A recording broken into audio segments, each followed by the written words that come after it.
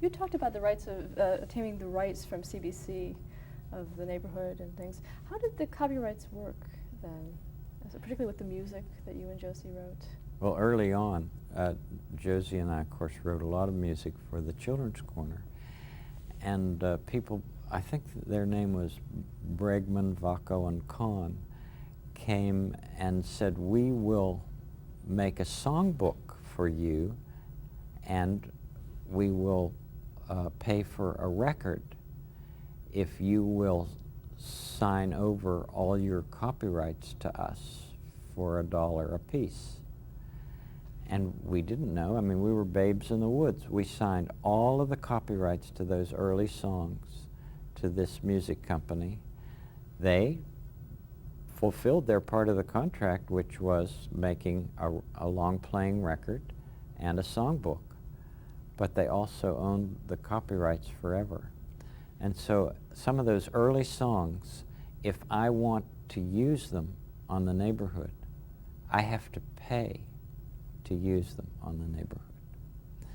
It seemed so unfair, and yet it's a good lesson, and for anybody who's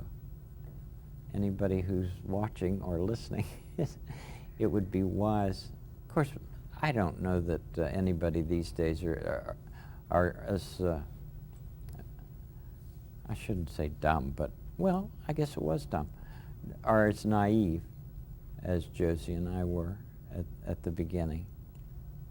But we've done fine, and there were some songs that I would be glad to use more, but I just don't schedule them because there's no sense when I can write another one that's just as good. Okay, before we left off, we were talking about EEN. Yes, the Eastern Educational Network asked us to build programming, a half-hour program out of the material that we had from Canada, which was a 15-minute program. So we took the opening and close off the Canadian program and expanded them and used the neighborhood of make-believe that was already produced, and we made 100 programs. And I asked Johnny Costa if he would help us. He was not involved in the Children's Corner. I was the one who did all of the playing in the Children's Corner. And I took him to lunch one day, and I said, we have this agreement to make 100 programs. I don't have very much money. Would you do it for us? He said, how much money do you have? I said, I have, for the music budget, I have $5,000. And he said, that's exactly what my son needs for this next year of college. I'll do it. So that's how that began. And of course, Johnny stayed with us until he died. Who else was on the show? On the early program,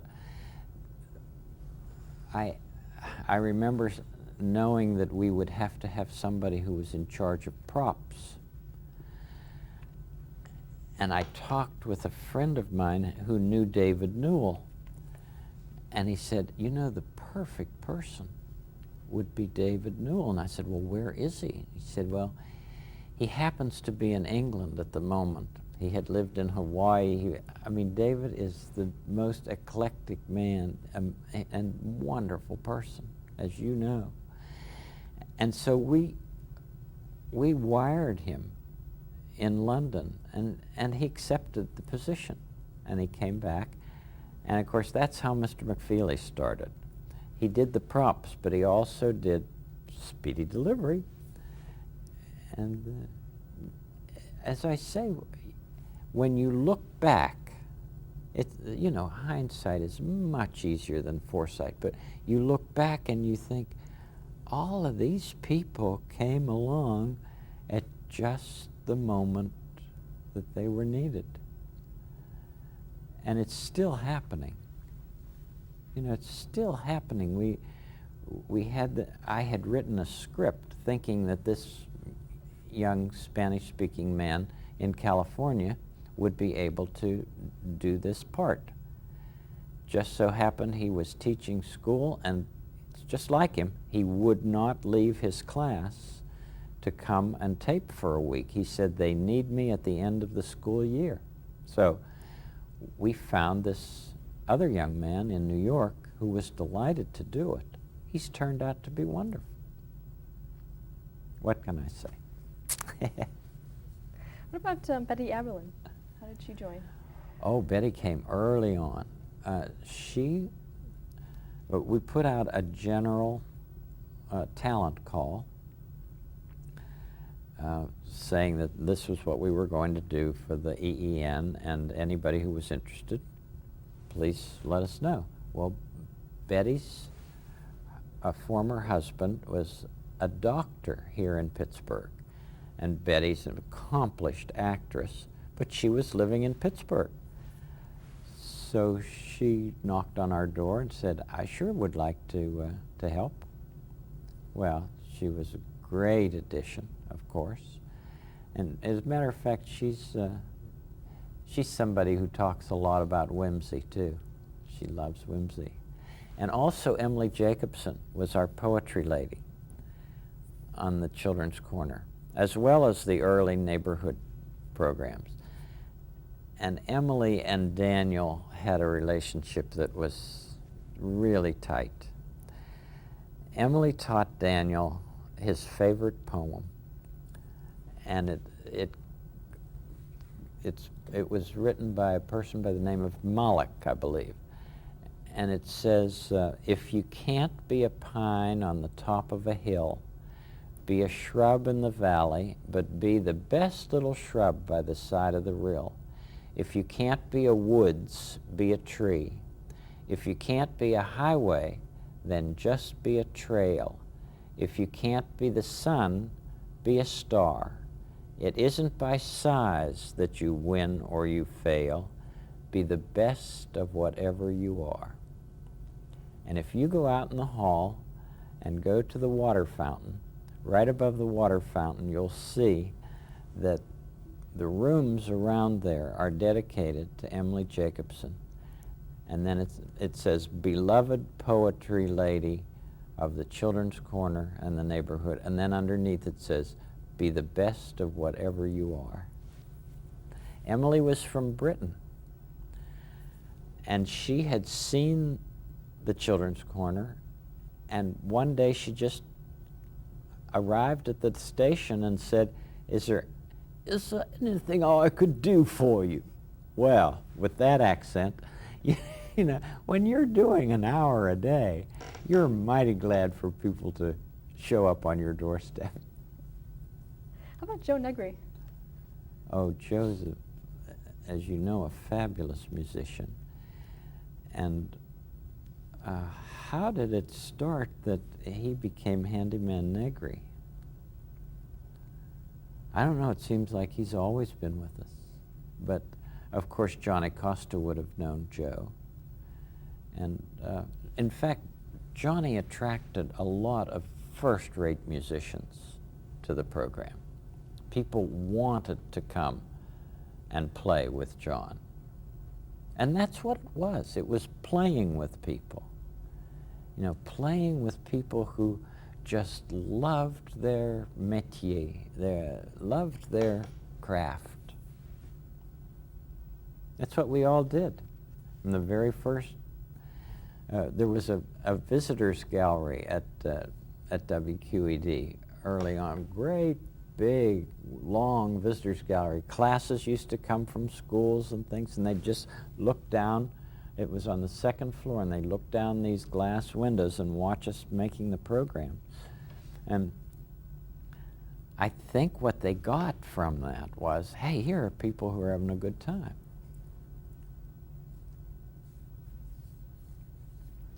What about Robert Trow? Bob Trow was a long-time member of the broadcast community in Pittsburgh. He was very well known on the radio, doing voices.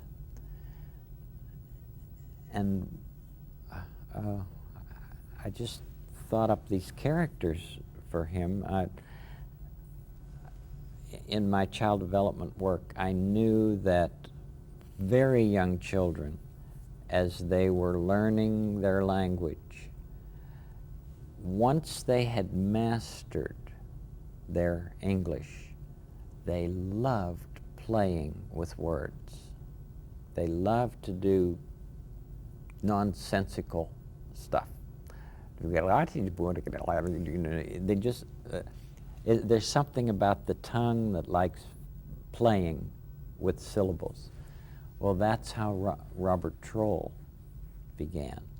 And I think Robert Troll was first, and then Bob Dog came later. But of course, Bob Troll played them both.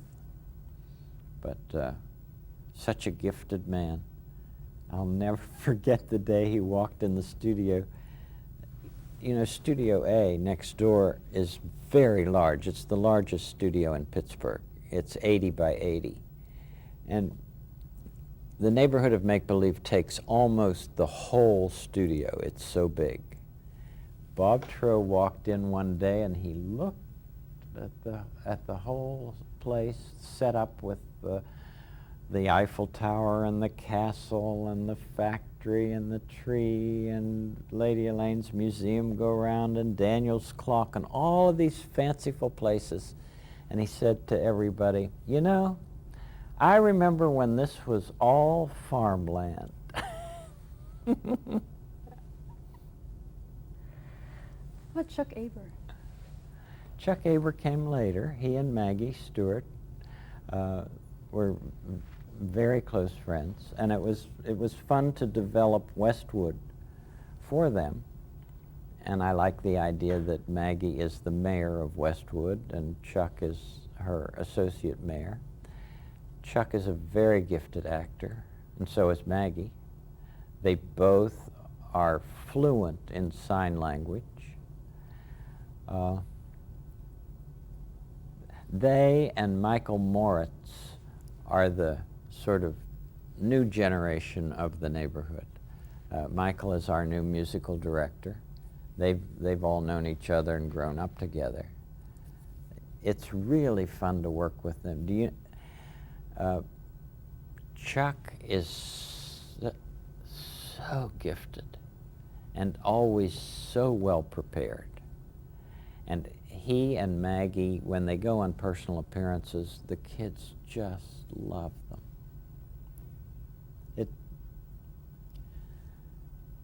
Karen, I've been blessed beyond measure with the people that I've worked with through the years. I mean, many of the people at Family Communications are here over 20-some years. You know, we just don't leave. What about some of the puppets, the new puppets that you introduced on the show?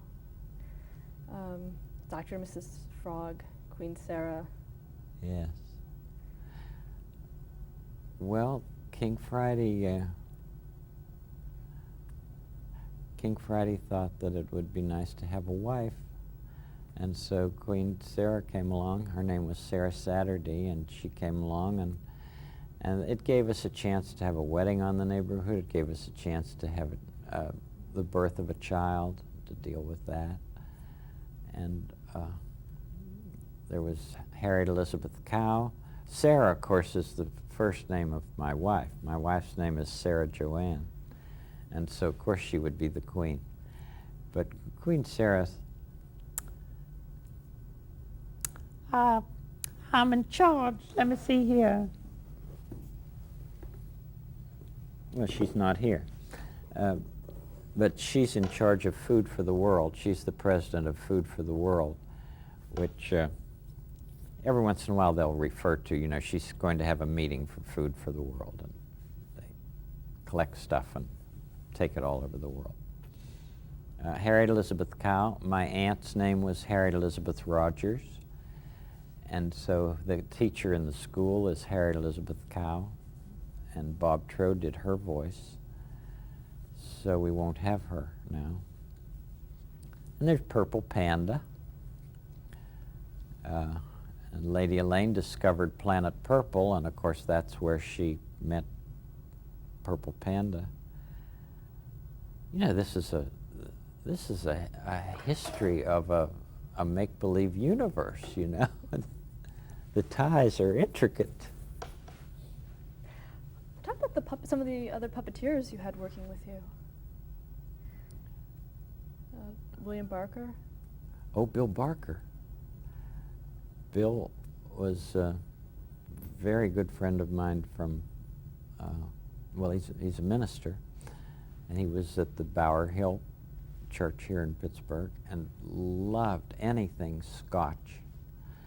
In fact, he plays the bagpipes, goes to Scotland every year. He and I went to the Middle East 2 or 3 times, the Holy Lands, and it was his father-in-law who was vice president of the seminary. And Dr. Cotton said, you know, I'd like you to know my son-in-law. I think you all would get along famously. Well, he was right. Bill he's a great scholar and a great person. And I love the voices that he does for the platypuses. And of course, Carol does the baby platypus, Anna. And Anna was named for Anna Freud. Anna Platypus. When I went to England one summer, I was able to go to the Hampstead Clinic, where Anna Freud and Dorothy Burlingham were in charge of this clinic. That's where Sigmund Freud, you know, moved after Vienna. They went to live in Hampstead, outside of London. And I remember one time sitting in a case conference with the people at Hampstead, and Anna Freud was there, and somebody else had presented this little girl. She was 5 years old. And this little girl had moved something like 4 times in her 5 years and had lots and lots of difficulties. And of course, they were all presented in this case conference. And at the end, I remember Miss Freud sitting back and saying, what fascinates me so much about this little girl is how, with all the difficulty in her life, how she turns out to be so normal. That's what we must always try to understand. Well, that really impressed me. You know, no myopia with pathology. It's let's find out what makes children healthy and do all we can to give that to them. Well, I sure try to do that.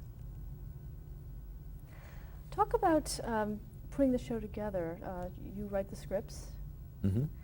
Talk about that process, picking the topics, the actual writing, who you consulted with. Yes.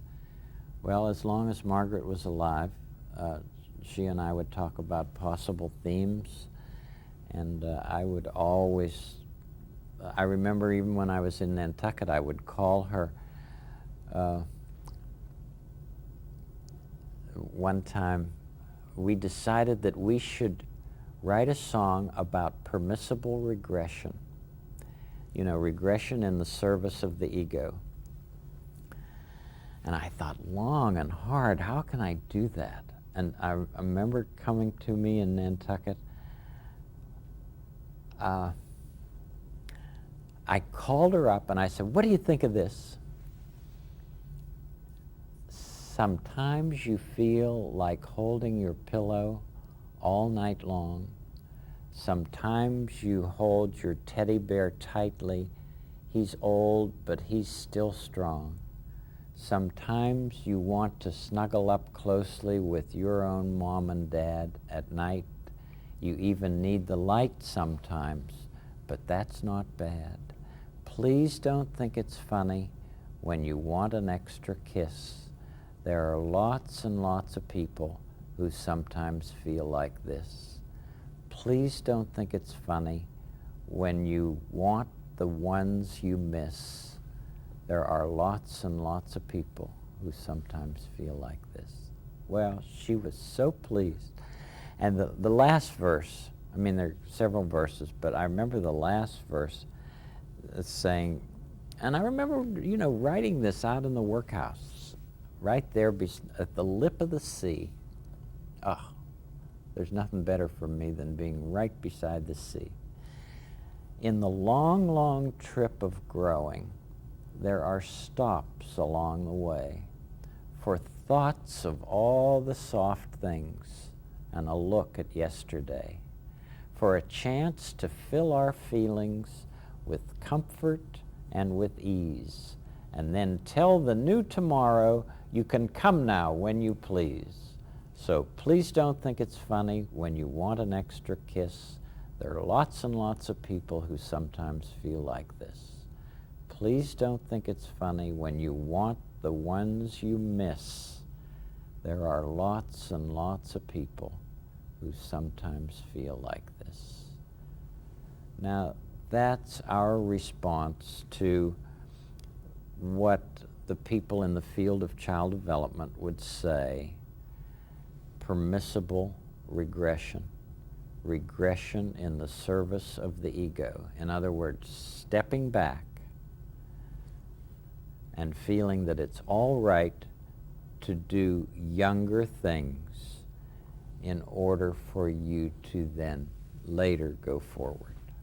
Can you give me an example of how you would segue into that song?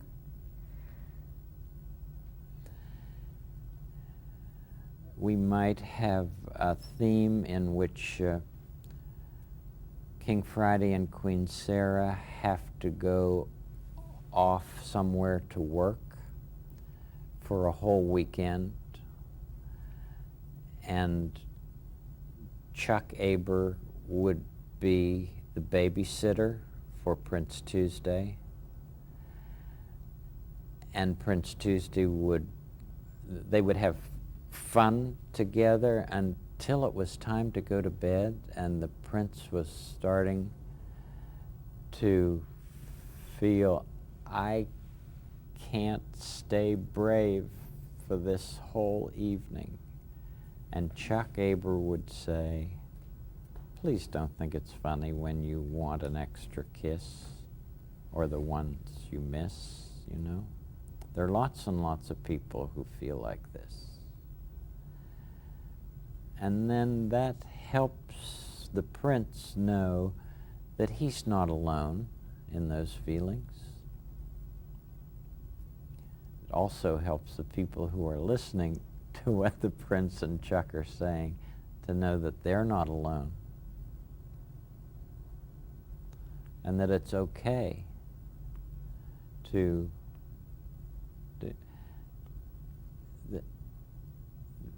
many children will do what adults might consider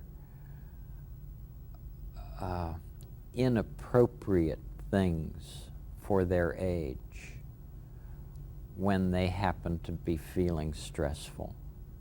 Well, all they're doing is going back to an earlier time to help their feelings at the moment. It doesn't mean they're going to stay there all the time.